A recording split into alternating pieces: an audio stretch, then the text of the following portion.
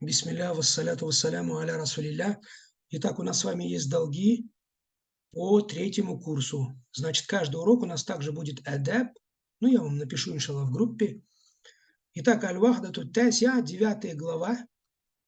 Здесь мы с вами изучим адабуль айтас. Это этика чихания, если мы чихаем.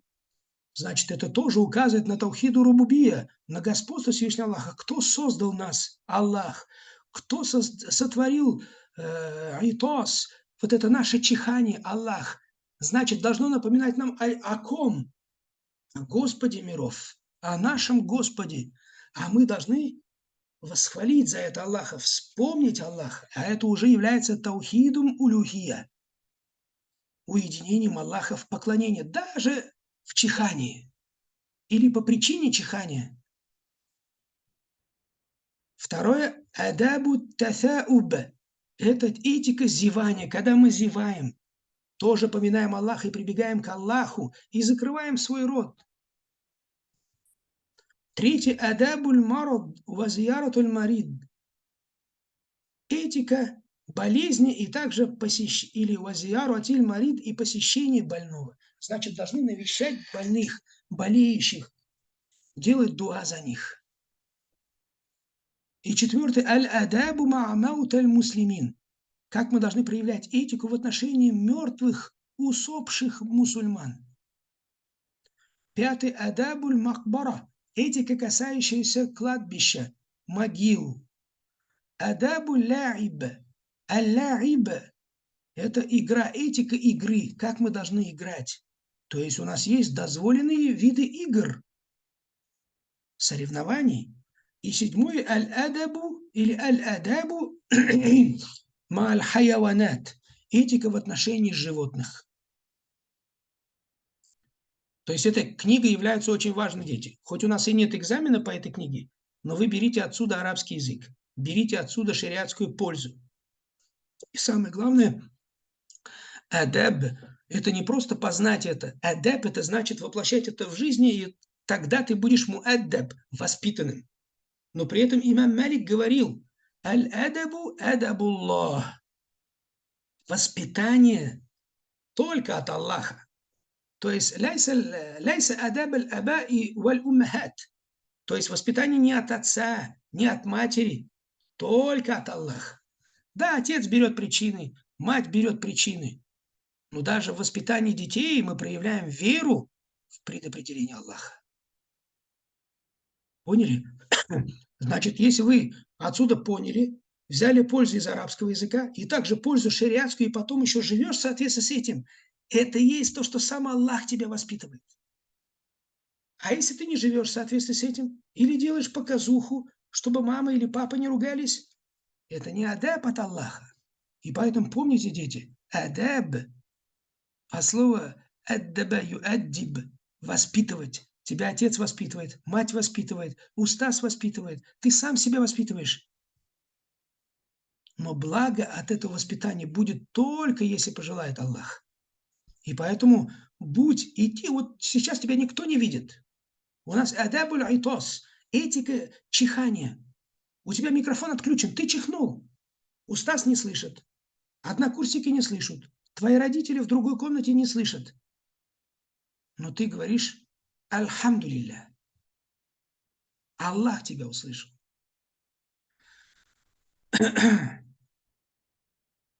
«Иза атас аль-муслиму фахамид Аллаха фашаммитху». Поставьте огласовки.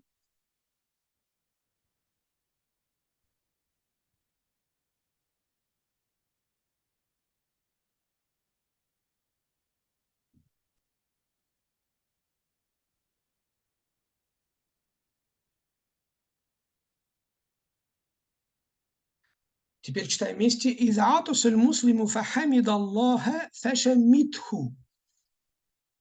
إذا عطس المسلم فحمد الله فشمته. Пишите перевод. Если чихнет мусульманин и восхвалит Аллаха, фа это указывает не просто и сразу восхвалит Аллаха. Фа это значит соединительный союз, который указывает на очередность и указывает на, как переводится, как сразу. Если чихнет мусульманин и восхвалит Аллаха, фашамитху, то сделай ему ташмит. Ташмит – это значит сказать ярхамука Аллах. Да помилуется над тобой Аллах, да смилуется над тобой Аллах или помилует тебя Аллах. Посмотрите, когда мусульманин чихнул, это указывает на рубубия, на господство Аллаха. Аллах создал этого мусульманина, Аллах создал его эту ситуацию, то, что мусульманин чихнул. Фахамид Аллах, это указывает на улюхия. Этот мусульманин восхвалил Аллаха, потому что он чихнул и сразу вспомнил Аллах. Не просто на языке, чихнул и альхамдулилля. Нет, он чихнул и сразу вспомнил об Аллахе, который над высочайшим троном. Вспомнил его. То есть Аллах мусульманину напоминает о самом себе. И мусульманин говорит «Альхамдулилля», восхваляет Аллаха, вспомнил Аллаха и восхвалил его. Восхваляем Аллаха в любой ситуации. И шамитху, и тот, кто услышит тебя, он тебе говорит «Ярхамука Аллах», да помилует тебя Аллах. А если никого рядом нет? Но ангелы говорят тебе «Ярхамука Аллах». То есть достаточно тебе того, что Аллах же слышал, что ты восхвалил Аллаха. И дальше говорится «Ваидha лям яхмадиллях фаля тушаммитху». Поставьте огласовки сперва.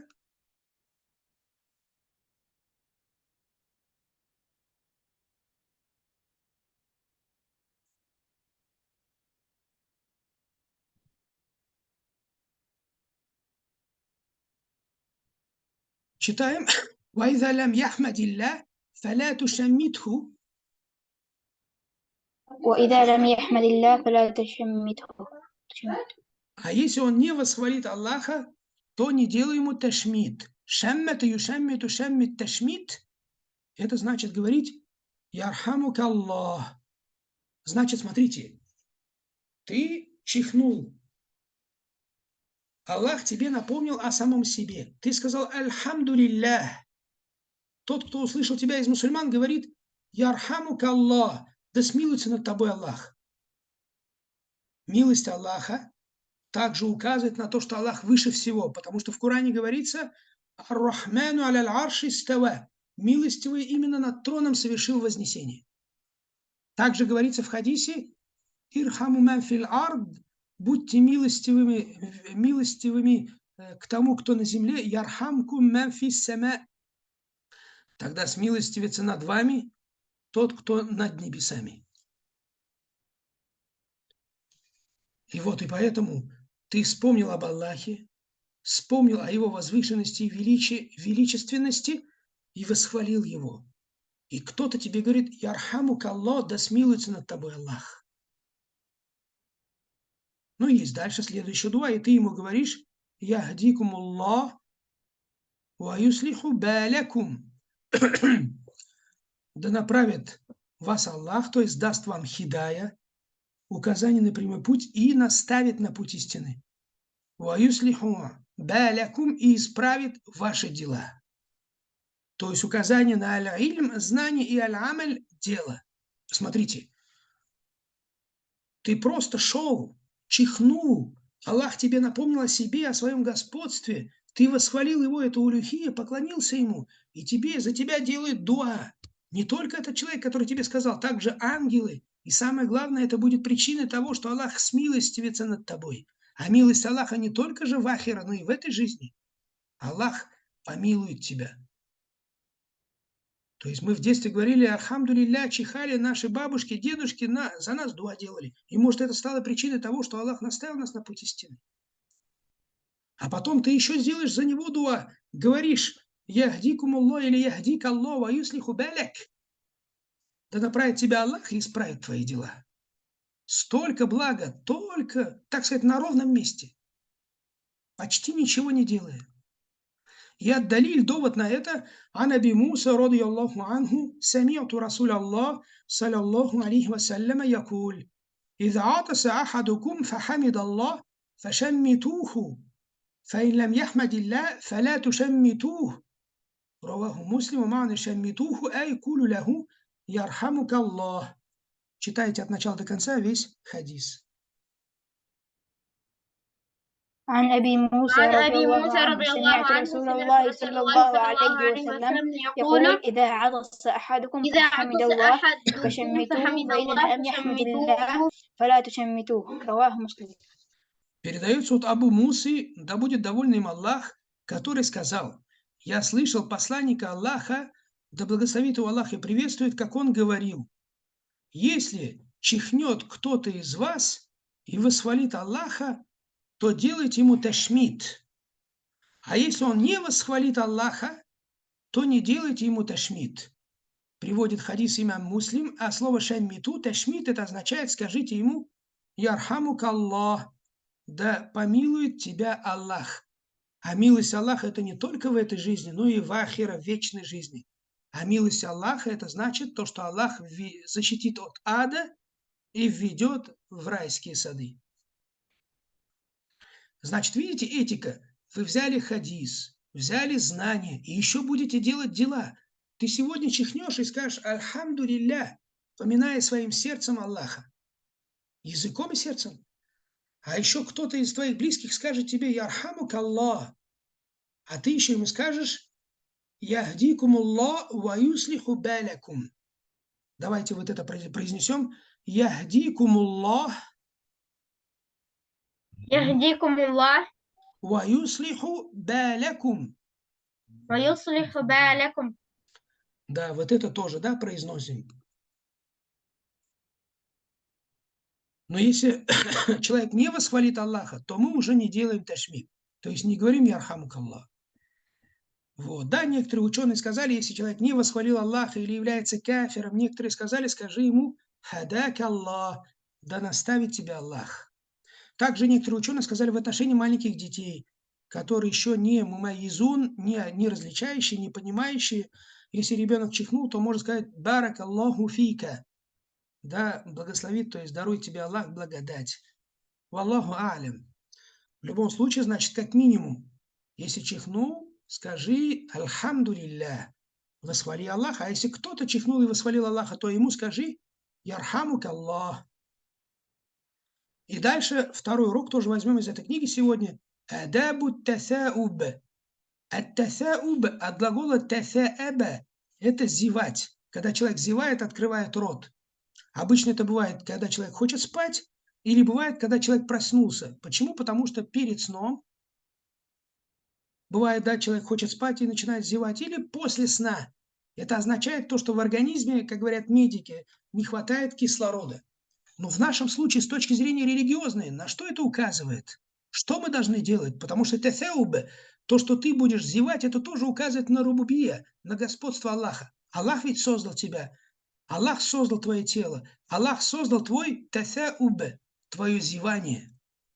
Но ты что должен делать перед Всевышним Аллахом? То есть как найти указание на таухидуль улюхия? Конечно, опять через хадис, через то, что пришло в религии Аллаха. И говорится, «Иза тасаабта фарудда тасауба». Поставьте сперва тоже огласовки, не торопитесь.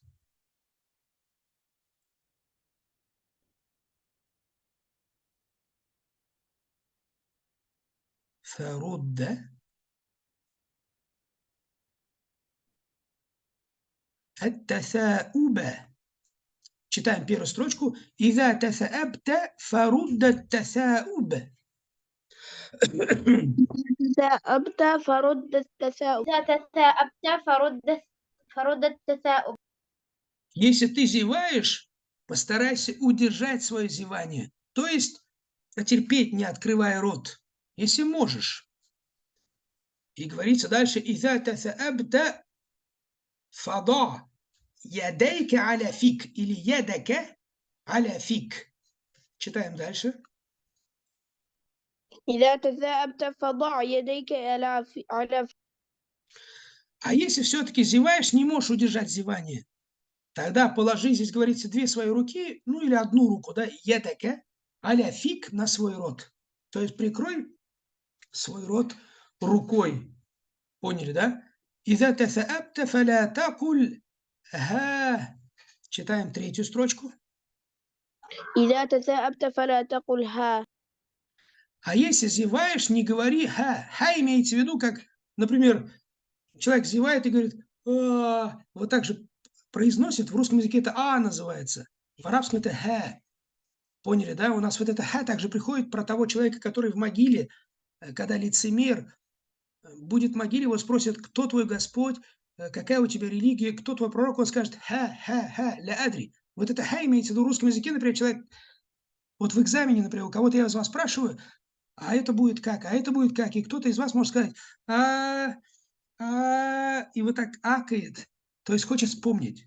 В русском языке это вот, например, вспомнить, да, не может. А у арабов это говорится ха. И вот когда человек зевает, некоторые тоже во время зевания что? Вот так произносят. Значит, смотрите, какая польза. Ты зевнул, это указывает на Аллах. Ты вспомнил Аллах. Стараешься что? Удержать свое зевание, не открывая рот, протерпеть. Не получилось. Все, тогда прикрываешь свой рот своей рукой, или, как говорится здесь, двумя руками, то есть одной рукой. И третье, не надо громко зевать. То есть говорить, да вот это когда человек зевает. Видите, это все тоже из этики. الدليل دوت на это عن أبي هريرة رضي الله عنه عن النبي صلى الله عليه وسلم قال التثاؤب من الشيطان فإذا تثاءب أحدكم فليرده ما استطاع فإن أحدكم إذا قال ها ضحك الشيطان رواه البخاري. Читаем, дети, и потом я на намаз. عن عن أبي أبي هريرة هريرة رضي الله عنه أن النبي النبي صلى الله عليه وسلم قال قال النبي صلى الله عليه وسلم قال التثاؤب من الشيطان فإذا ثاءب أحدكم فليرده ما استطاع أحدكم إذا قال ها ضحك رواه البخاري. Передается от Абу Хурейри, да будет доволен Аллах, от пророка, саллаллаху алейхи ва саллям, который сказал, зевание от шайтана. И если кто-то из вас будет зевать, то пусть удержит, насколько может это зевание. Если не может, кто-то из вас, скажет, а если кто-то из вас во время зевания скажет то будет смеяться шайтан.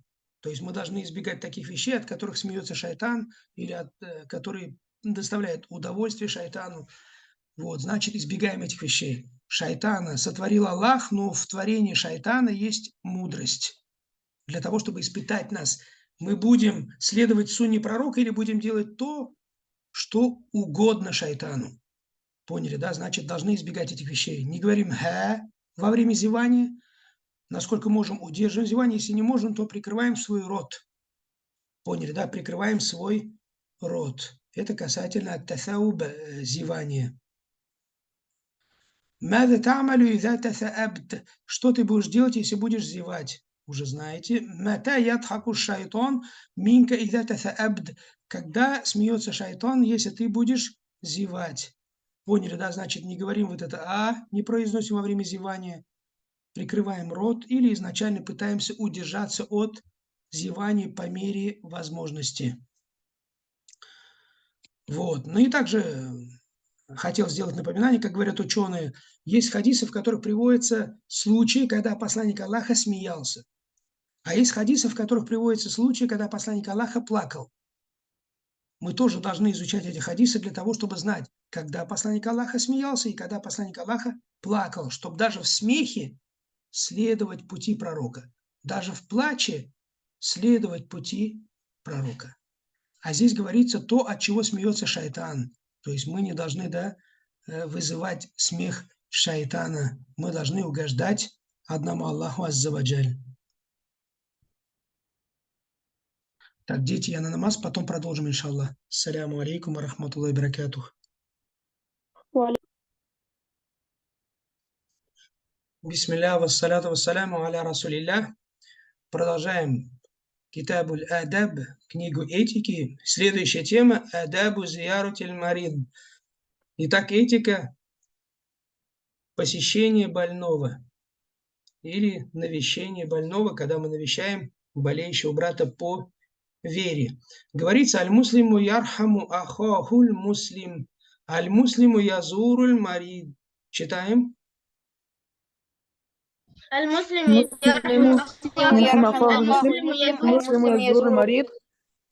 Мусульманин должен жалеть своего брата мусульманина. Ярхам – это значит быть милостивым, добрым, жалеть, проявлять жалость к своему брату. И вторая строчка, пишите перевод. Мусульманин навещает больного, то есть болеющего мусульманина. Каждый из мусульман может подвергаться болезни. Кто-то простынет, кто-то отравляется, кто-то заболевает, кто-то может получить какую-то травму. Поэтому, значит, мусульманин должен проявлять милость к мусульманину, к своему брату по вере. То есть представь, если у тебя кто-то из твоих братьев, близких заболел, ты же проявляешь ему милость, жалость, жалеешь его, помогаешь ему, делаешь мольбу за него. Значит, также относись к своему брату по вере. Вот, значит, навещаешь его. Или бывает, ты не можешь навестить, где-то вдалеке мусульмане, например, да, попали в землетрясение, или, например,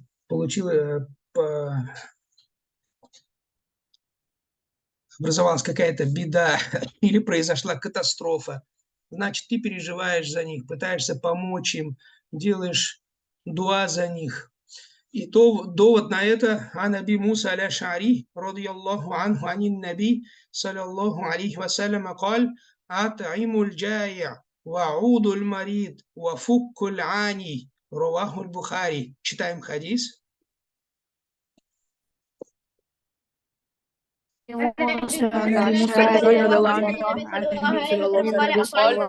أطعموا الجائع وعودوا المريض. И кто не знает, запишите перевод. Передается от Абу Муса аля-Ша'ри, да будет доволен им Аллах, от пророка, мир ему и благословение Аллаха, который сказал: кормите голодного и навещайте больного и отпускайте пленника. Имеется в виду мусульманина.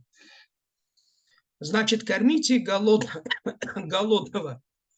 Потому что в другом хадисе говорится, в хадисе Кудси, в священном хадисе, то, что Аллах сказал: «Куллюкум джаиун», каждый из вас голодный, «фастат'имуни», так просите у меня пищи, «утаимкум», и я вас накормлю. Значит, когда мы голодны, или кто-то из мусульман голодный, это указывает на господство Аллаха. Только Аллах тот, который кормит нас, наделяет нас. И поэтому мы просим у Аллаха, чтобы Аллах накормил нас. Это является знаменем, да, наш голод.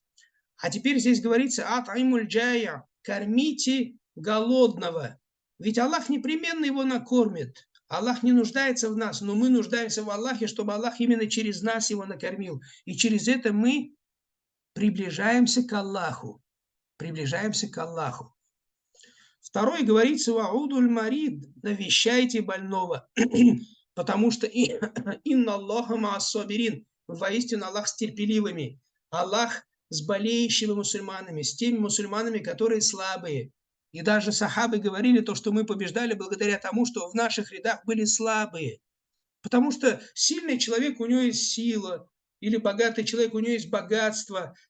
А болеющий мусульманин, слабый мусульманин, он слабый, и поэтому больше обращается к Аллаху. Он больше нуждается в Аллахе. И благодаря его мольбам Аллах дарует победу. Видите? И значит, этот больной, не столько больной нуждается в нас, чтобы мы его навестили, сколько мы нуждаемся в больном, чтобы пойти и сделать за него дуа, и через это приблизиться к Аллаху. А когда верующий человек болеет, Аллах вместе с ним. А мы хотим приблизиться к Аллаху, и поэтому идем к больному, делать за него дуа, проявить сострадание, сочувствие, и также через это приближаться к Аллаху. Как мы с вами же изучали, не только бедный нуждается в богатом, но и богатый нуждается в бедном человеке. И здесь то же самое, не только больной нуждается в здоровом мусульманине, чтобы он ему помог, принес продукты, сделал за него дуа, помог ему по дому, например. Но и также он нуждается в этом больном, чтобы через него снискать довольство Аллаха. И третье, фукку ляни, фукку это значит отпустите, то есть развяжите. снимите кандалы там, или наручники, или цепь, или просто отпустить. Например, бывает такое, когда было сражение между мусульманами и неверными. Неверные бывали, что заключали в тюрьму мусульман, своих пленников, да, из числа мусульман. И вот, значит, мусульмане, когда освобождали, также освобождали верующих мусульман. Или наоборот, кто-то из неверных попали в тюрьму, и вот, и они, видя благо мусульман, добро мусульман, их снисходительность, щедрость, вот эти неверные тоже принимали ислам. И поэтому говорится, фуккуляни, отпускайте кого? Пленников. Имеется в виду из числа мусульман. И поэтому многие, даже попадая в плен, неверные принимали ислам, видя то, что мусульмане на истине, на добре. Ну а шахид здесь нас интересует в этом хадисе ваудуль марид, навещайте больного. Хальзурта маридан, ты навещал когда-нибудь больного? И когда мы навещаем больного, мы, значит, помогаем ему. Но не так, чтобы ты пришел и у этого больного попросил, чтобы он тебя накормил, угостил. Ты, наоборот, да, усугубишь положение больного. Ты должен, наоборот, сам прийти ему помочь, сделать за него дуа. Например, у нас есть такое дуа, когда приходим к больному и делаем дуа за него. Асаль Аллаху карим раббаль аршиль азим ан яшфияк. 7 раз, да, произносится эта мольба. Прошу Господа Великого Трона, щедрейшего Господа Великого Трона, чтобы Он исцелил тебя. Вот. Или есть другие виды мольбы, как, например, Аллахумма роббан нас, адхибиль бас, ишфи анта шафи, ля шифаа илля шифаук шифан ля югадиру сакома. Просишь у Аллаха, чтобы Аллах отвел эту болезнь, исцелил его, потому что нет исцеления, кроме как от Аллаха. Исцелил его таким исцелением, от которого не остается ни одной болезни. Вот, тоже это читается 3 раза. И также читается рукья, шариатское заклинание, например, да, Аллахум бисмилляхи аркика мин кулли шайн ю'зика мин шарри кулли нафсин ау айни хасид Аллаху яшфика бисмилляхи аркик. То есть я читаю на тебя заклинание с именем Аллаха. Поняли, да? Ну, что-то в этом роде.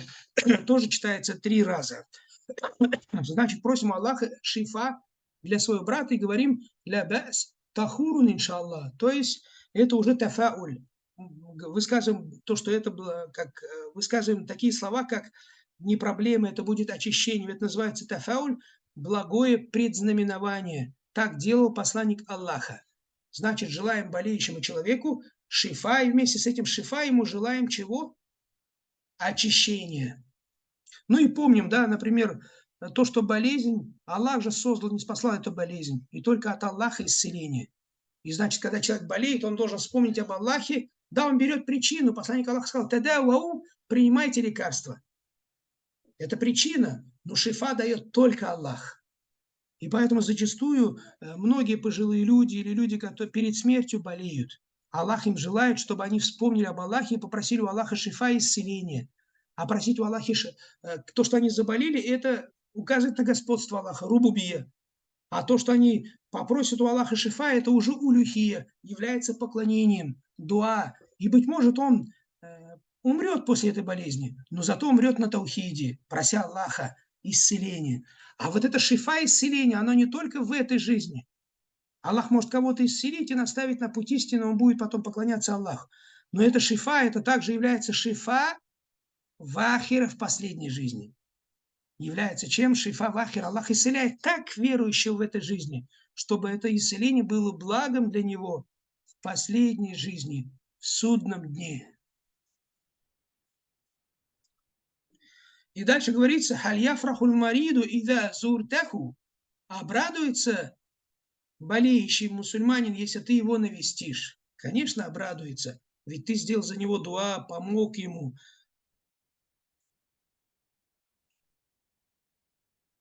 И продолжение этой же темы мин адаби зияратиль марид. И также из этики посещения больного.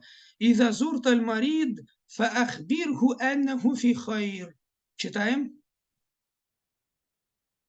إذا زرت المريض فأخبره أنه في خير. Если ты навестил больного, то сообщи ему то, что он в благе.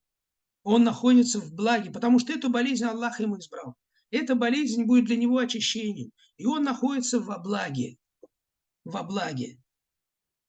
И довод на это ан ибн Аббасин, радiyallahu анхума, أن رسول الله صلى الله عليه وسلم دخل على رجل يعود فقال لا بأس طهور إن شاء الله. رواه البخاري. Читаем. عن ابن عباس عن رضي ابن الله عباس عنهما رضي الله أن رسول الله عنهما أن صلى الله رسول عليه الله صلى وسلم الله دخل على عليه رجل وسلم دخل عند يعود رجل فقال يعود لا وقال بأس لا بأس طهور إن شاء الله. طهور إن شاء رواه الله. البخاري. Передается от Ибн Аббаса. Ибн Аббас, его имя Абдулла. Запишите его куни Абуль Аббас, Абдулла ибн Аббас. Абдулла ибн Аббас.